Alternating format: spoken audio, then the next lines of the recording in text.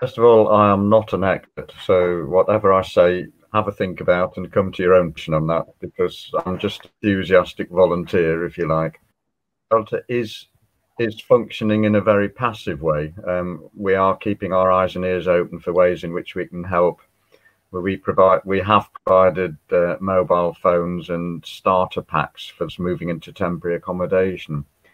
It is honour bound and legally bound to try to offer all rough sleepers accommodation during COVID, and they're doing their very, very best to do that. Sadly, they can't do that successfully because a lot of rough sleepers will not cooperate with the council, and they have to do that in order to get accommodation. So there are at least 7 people at the moment sleeping will not cooperate and therefore cannot get into accommodation. So it's a kind of catch-22 at the moment. But in terms of personal, what can we do personally? I think there's a few little things. First of all, visibility. If you see a rough sleeper or somebody on the street, they need to know that they are visible. The main thing people say about sitting on the streets or sleeping rough is that they're just invisible to everybody. So stop, talk, show some respect, ask what they need. Always food. A couple of summers ago, I needed to buy someone some sun cream because he was burning to death. I would never have thought of buying that. So ask what they need.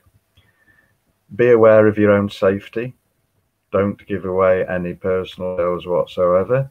These guys' problems are very, very complex, and I certainly don't have any knowledge in how to deal with them apart from to signpost them on. So be aware of your own position there. Don't promise anything, but just talk to them.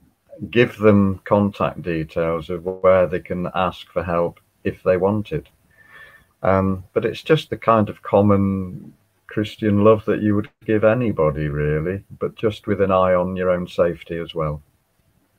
And then secondly, what should we be praying for, Dave, in this area?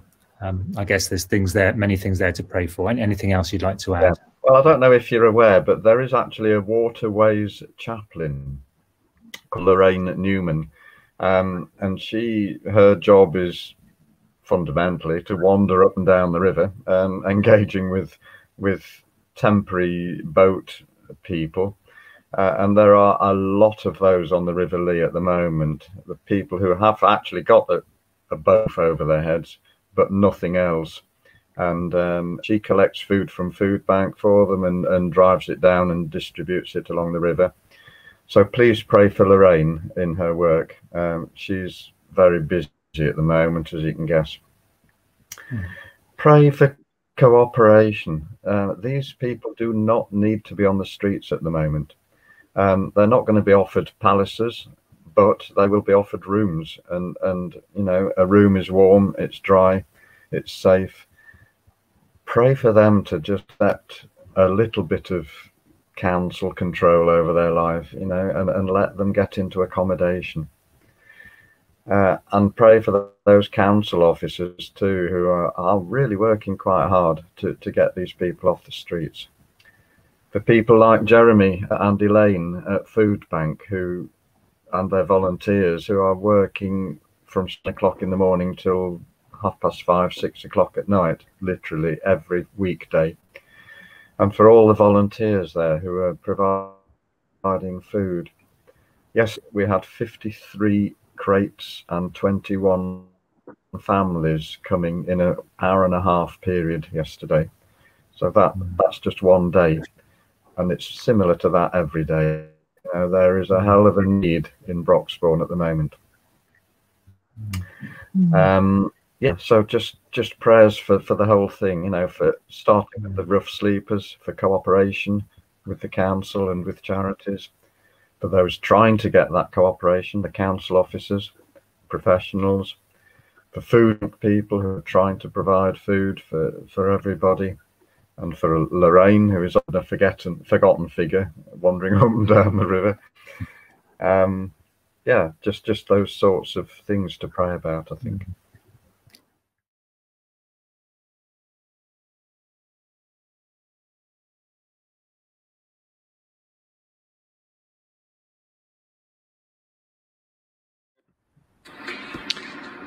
Day 13. This is a spontaneous African song, so it could go wrong.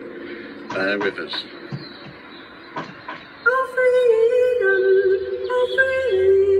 Freedom is coming, freedom is coming, oh yes I know. Freedom is coming, freedom is coming, freedom is coming, oh yes I know.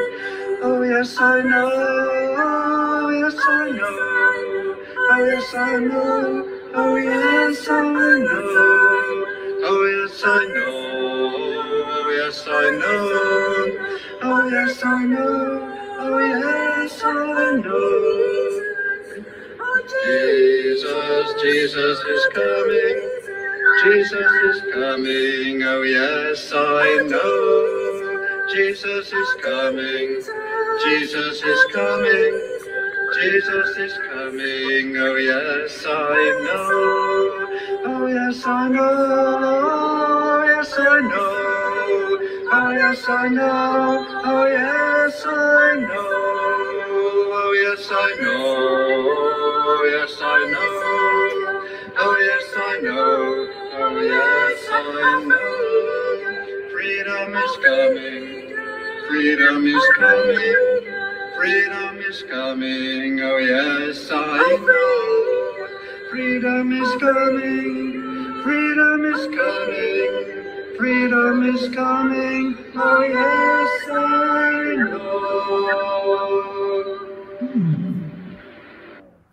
know. I think, yeah, just maybe a little lockdown project, but for me that there's something quite profound there that ties in with partly our sense of maybe coming to the end of the tunnel, seeing light at the end of the tunnel in this pandemic, but also as we think of some of these really difficult issues in our society, that freedom is coming, and the Christian hope that God is bringing freedom to our world, and one day we'll do that fully.